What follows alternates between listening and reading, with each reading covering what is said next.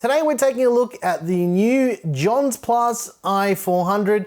Now this isn't like one of our regular case reviews, it's more of a build video, but I'm going to share my thoughts about this case a little bit later on in the video. I'm also going to talk about thermals too, because this is actually a prototype version of the case. And there's another review from a friend of ours that I want you to check out after this video. I'll talk about a bit later as well. So let's jump in.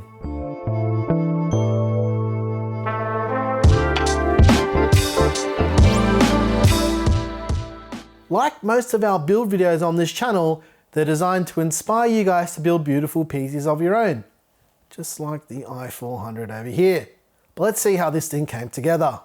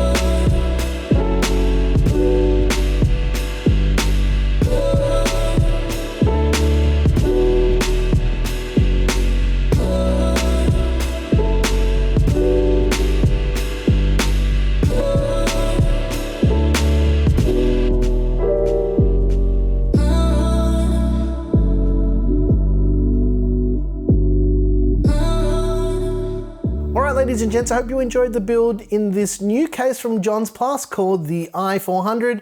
But before anything else, let's take a little bit of a look at those thermals. What you're seeing on your screen right now for a chimney case is the thermals are rather quite good for a case like this. You may have noticed as well that the back fan is actually set to intake. This is actually how this case is designed as well.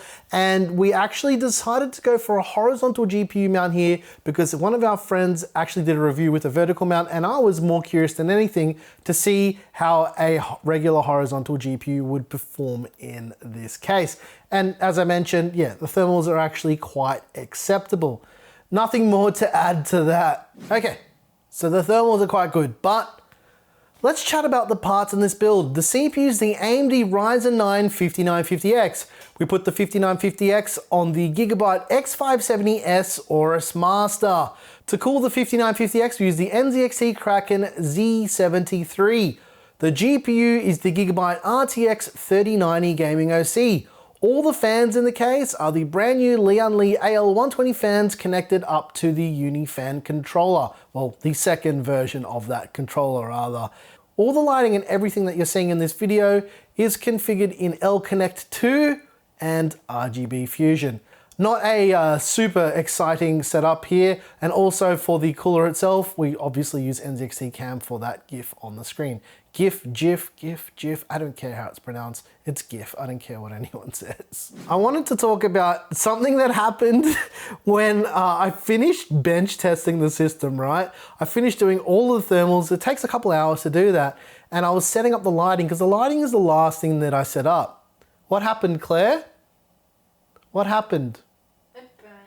I had 2 RAM sticks catch on fire.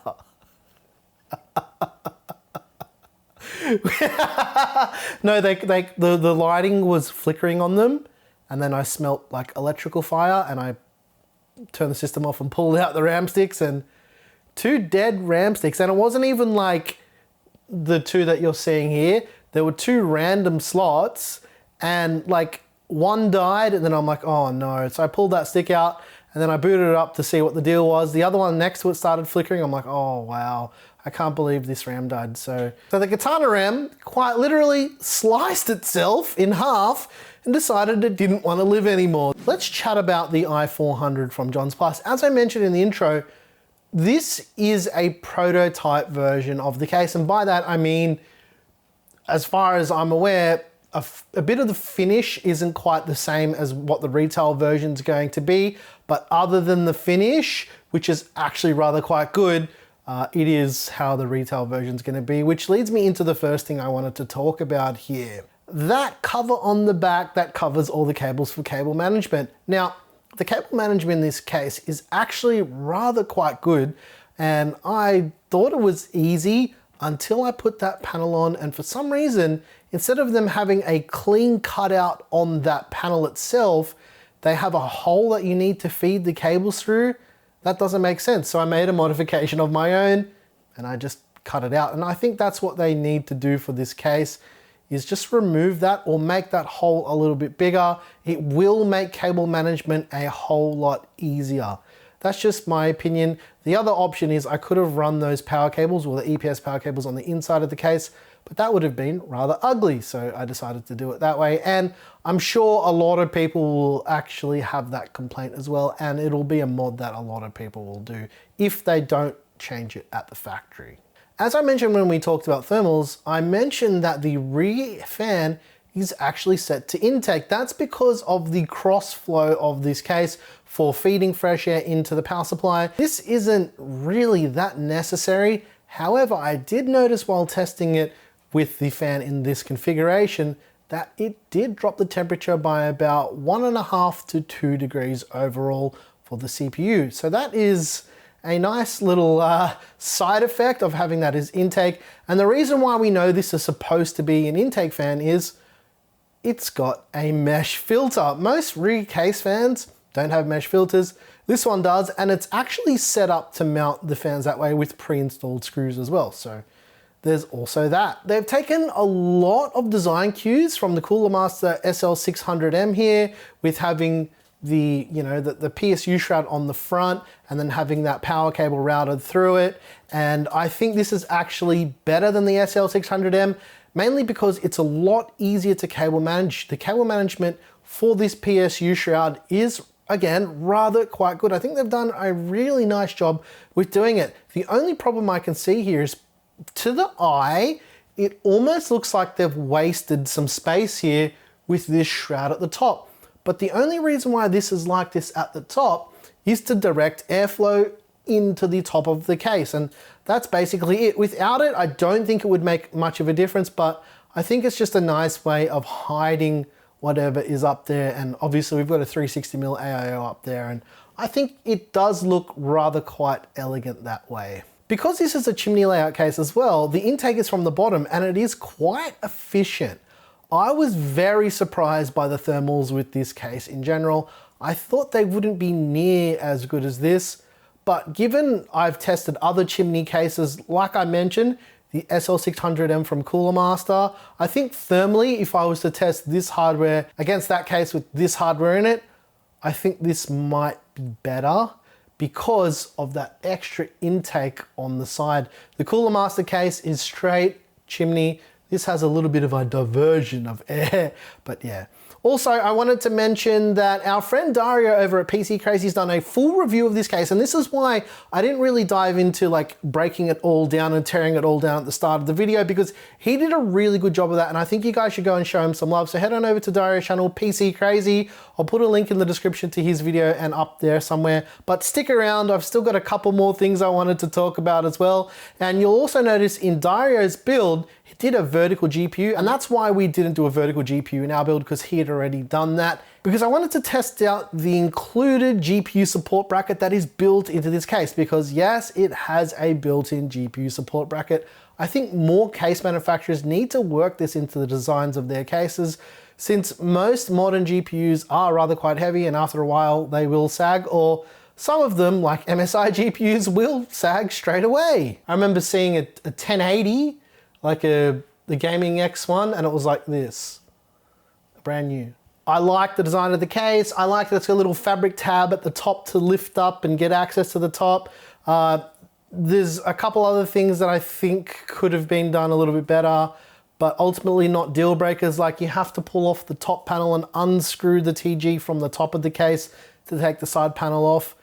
That's a little bit much, and removing a screw in the bottom to remove the bottom filter, as you saw a little bit earlier on in the video as well. The feet on the case give it extra ground clearance, although without them there's no clearance at all, so you'll get no airflow from the bottom.